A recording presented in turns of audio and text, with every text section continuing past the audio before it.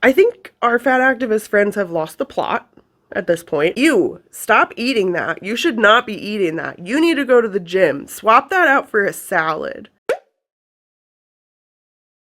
Hey everyone, welcome back to the channel. My name is Sam.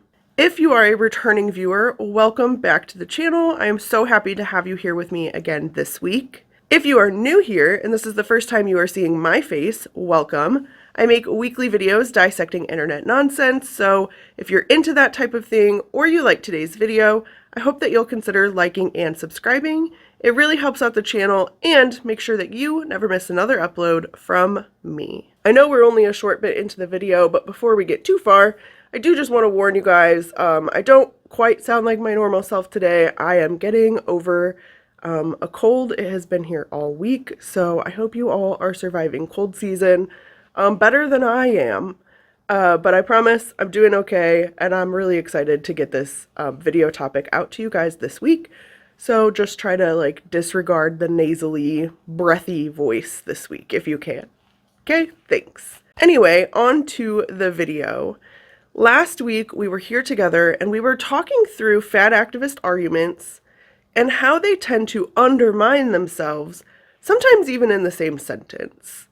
A prime example of this was us talking through how they're always claiming that fat people are invisible, they're not treated like people, they're just erased, right? They're not there at all. But then they also argue simultaneously that thin people and the rest of the world are so obsessed with fat people that it's literally all they think about. It's the only thought on their mind because they're so fat phobic and afraid of fat people and being fat people, right? Being fat is their worst fear. It's a sentiment that we hear over and over and over again from our fat activist friends online. But today, I really want to focus in on fat phobia. What does it mean to be fat phobic? Because according to this creator, it's rampant and you see it everywhere. Fat phobia, it's everywhere. It's very unbecoming, I hate seeing it. It's everywhere. People don't know it, but they're fat phobic. Let's go unlearn it. So follow some fat creators and learn a thing or two. And I have been on this platform doing what I do for about 2 years now, literally almost 2 years exactly. And in that time, I've watched many a fat activist TikToker on an Instagram, on Reddit, on Tumblr, reading their blogs, watching their videos, and I still don't have a grasp on what fat phobia and being fat phobic actually mean. I also find it fascinating that our singing friend suggested that we turn to the fat creators themselves to learn what fat phobia means, because when I tried, this was the first response that I got. When people are fat phobic on this platform, you should be uncomfortable. You should be uncomfortable. It is irresponsible to come on an app where there are vulnerable young people and be so fat phobic. To spread such hate and harm. And do it under the guise of caring about people. And making it about people not caring about themselves. You don't get to do that.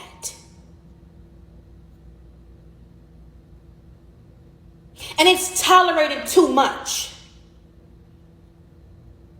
And it's made light of heart too much. Fat phobia should make you uncomfortable because it is intertwined with every single other system of oppression that exists. It is related to sexism, racism, homophobia, xenophobia, classism. And so when you talk about one, you talk about it all. Which is why I say It is irresponsible, disrespectful, and hateful to come on this app and be fat phobic. And that is all I have to say on the matter. Because I've already said too much on the matter. And people are not uncomfortable enough for me. They're too comfortable. And I know it talked about ushering people to their seats, sitting people down, but I need you all to get up out of your seats and stop being so complicit and complacent when it comes to fat phobia. Stand up and show up. Learn something. And to learn, you need to unlearn. And it shouldn't be on us to teach you. But it is on you to stop spewing hateful, false, fatphobic rhetoric. And furthermore, being tolerable of it. Thank you. So here we see Samira in sort of full lecture mode, right? Telling us that the fat phobia on TikTok should make us feel extremely uncomfortable. There's a lot of pausing, there's a lot of hand movements, and a lot of looking at us under her glasses, right? She is very upset that people are condoning fat phobia on TikTok. And she's essentially telling us that that should not be condoned because fat phobia goes hand in hand with racism and sexism and classism and all the other isms you can think of. And yet, Samira doesn't tell us how those things connect or overlap. We are left entirely on our own to figure out what fat phobia means.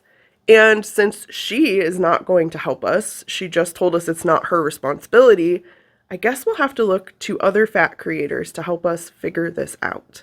Let's look at another video to see if we can figure out what fat phobia actually is. I'm going to the gym so I don't get fat. Okay, fat phobia. Fat phobia? I'm just afraid of gaining weight. You're scared of becoming fat. Yeah. That's literally fat phobic. Okay, so if you're afraid of gaining weight, according to these creators, that means you're fat phobic. It's kind of a short, sweet explanation and definition of what fat phobia means. But then, immediately after I watched that, I found this creator who expands on this and makes the definition much more broad. Let's talk about fat phobia. Fat phobia is the fear and or hatred of fat people and often extends to the fear of gaining weight and or becoming fat as well. And fat phobia only gets worse once you consider the intersections of race, gender, income, and other status characteristics. Fat people experience harassment and threats for doing everyday mundane things such as walking down the street, eating, and shopping. But fat phobia goes beyond bullying because fat phobia is embedded within most institutions in society, such as healthcare, employment, and education. Okay, so according to this creator, in addition to the fear of gaining weight, there is now a fear and or hatred of fat people that is defined within this umbrella of fat phobia.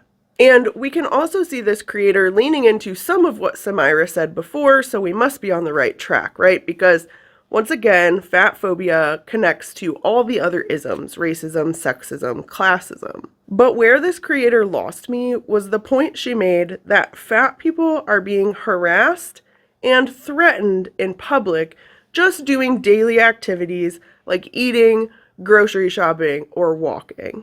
Now, while I can't say that this doesn't happen 100% of the time, because jerks exist in real life, where are fat people being openly targeted, harassed, and threatened on the street for just doing very basic activities? Can someone point me the right direction? Because I don't know where these things are happening. It's not within the realm of reality. And it actually reminds me of another TikTok I saw earlier this week. Just take a look for yourselves. This is the world's most realistic fat suit. For the next 24 hours, I'm gonna see what it feels like. Let me just start off by saying, I can see what you were trying to achieve and why you possibly thought that that would be okay. But let me follow that by saying it is 2022 and there's no reason you should be wearing a fat suit. If you want to see what it's like to live your life as a fat person, Hire an actual fat person to wear a body camera for a day and see what we go through. The stares, the looks, the inappropriate comments, the not being able to find clothes in our size literally anywhere. I don't know what visual you all got when you watched this, but the idea of hiring a fat person and then strapping a camera to them to see what their daily life is like just made me laugh out loud. Because as a person who has now been fat for a majority of my own life, if you hired me and strapped a camera to me for a day, my day is not going to look much different from the average person. And somehow I'm the outlier because I've managed to make it this long in my life, living in a fat body, without being targeted or harassed on the street. Does anyone else find it absolutely fascinating that this only happens to fat, mostly white creators who make their money by being outrageous on social media? They're always the ones who just happen across these jerks that exist in real life. We are fully expected to believe that this is just a regular occurrence, not only for them, but for all fat people, rather than the simple truth that it makes money to be outrageous and have these sort of story times for social media purposes. It's gonna be a no from me. Like, I cannot accept that this is a regular occurrence because, as I've already stated, it's not. Just to really hammer that point home, let's take a look at another clip of a fat activist defining real-life fat phobia for us. This is what fat phobia actually is. You need to replace that with the salad and go to the gym and stop eating. You don't need to eat.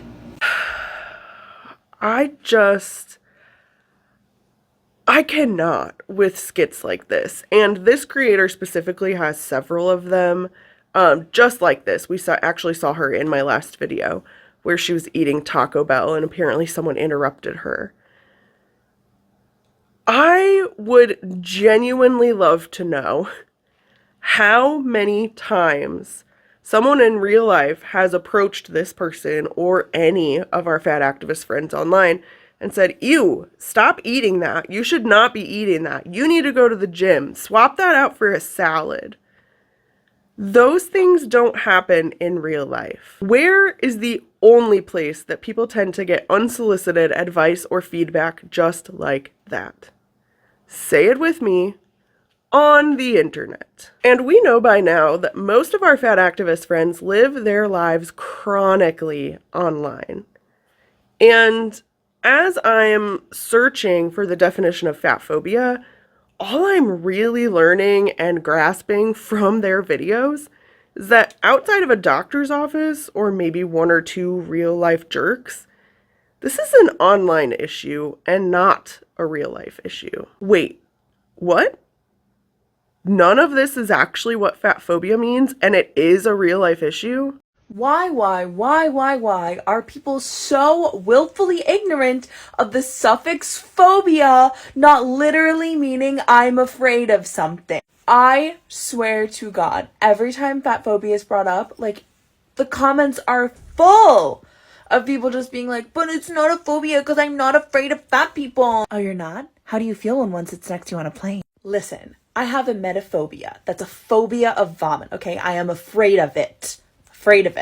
But sometimes people are homophobic, meaning they are anti-gay. They are not afraid of gay people. Maybe they're afraid of being gay. Maybe they're afraid gay people will turn them gay. But they're not afraid of gay people necessarily. They think gay people should not have rights. That's what homophobia is. Same with like xenophobia or transphobia. Instead of a fear, it's an aversion, okay? It's I don't think that person deserves rights. I'm biased and prejudiced against that group of people. Phobia, like many suffixes, can mean two different things. Okay, so now I guess chuck what we had previously thought out the window, because fat phobia doesn't actually mean there's a fear of fat people or any of the other things we just learned. Apparently, it means that people don't think fat people should have rights. Can someone help me figure out where fat people are losing rights? Is there legitimate legislation being pushed through right now denying fat people access to anything? Healthcare? Marital rights? Like, are these things that are happening? Because if they are, please point me in the right direction. Because I have so many questions. And specifically, my rebuttal to this creator is not that people don't understand the English language and that suffixes can have different meanings, as she's pointed out, but rather it's that every single fat activist has a different definition of what fat phobia means. And so every time we're watching this content, it makes me feel less and less like I have a grasp on what it means, but also reality. I guess let's try another one. Maybe we're not trying hard enough to unlearn our fat phobia. Is it fatphobic not to be attracted to fat people? This is a loaded question that I have actually been asked many times. There's also a big difference between having a genuine preference for different body sizes, which is completely valid, versus loudly claiming that you will never be attracted to a particular body shape. It's the difference between saying, oh, you know what, I prefer people with blonde hair to people with red hair, versus saying people with red hair are disgusting, ugly, vile, lazy, and I actually think none of them should be alive anymore. Ooh, wowie. Did we just get off the rails here a little bit? Did this woman just say that if people have dating preferences that don't include fat people, that not only is it fat phobic, it straight up means that they think that fat people should not be alive anymore? Because that is quite the leap in logic.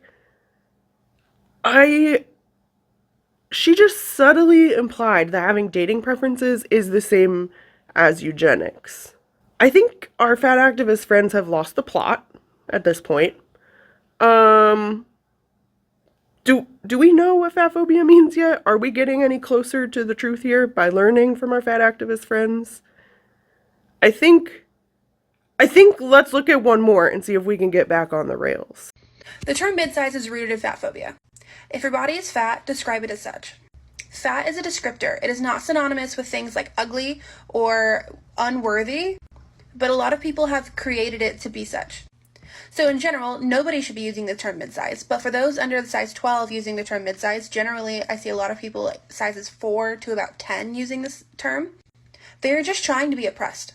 This is true for a lot of social movements, but people who are not part of the conversation and who have no place in being part of the conversation are using terms to try to make themselves part of the conversation and who are trying to make themselves oppressed.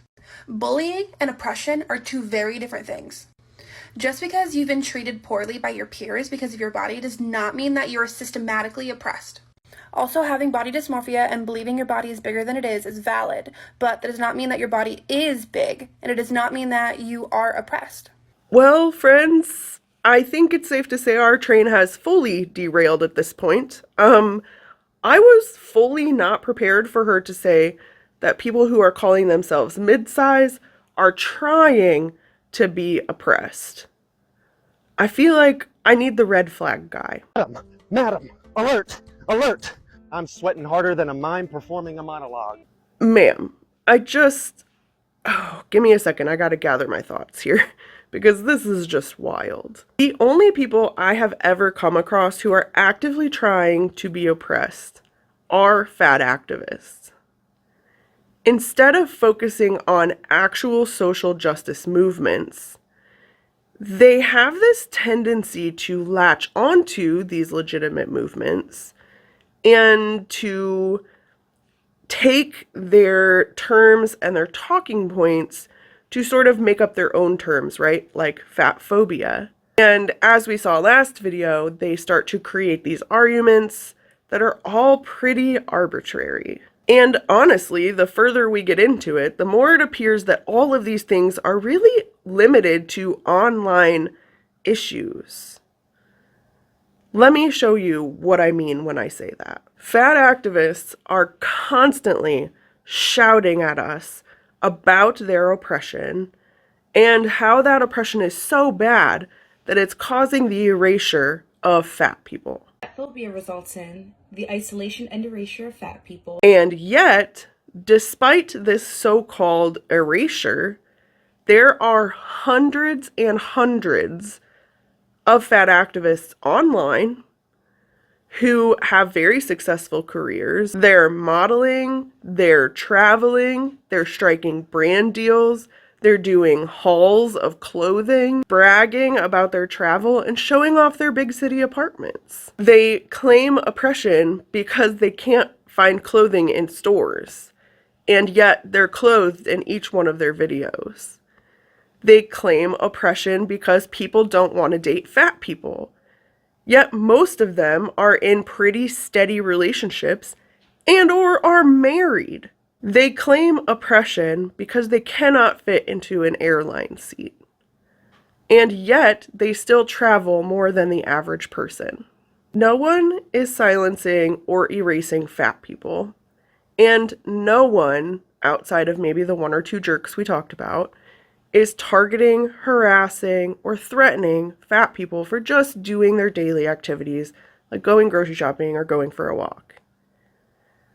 But fat activists have to yell these things so loudly, as we've seen throughout this video, because they need people to believe that this is the reality, even though with their other content, they are actively disproving that reality. So I guess I'm at the point where I ask you for your opinions. Did any of these definitions of fat phobia make sense to you? Do you feel as confused as I do about what I'm supposed to be unlearning and relearning? Did any of their definitions make you want to take action? Have you seen mid-sized people trying to claim that they're oppressed?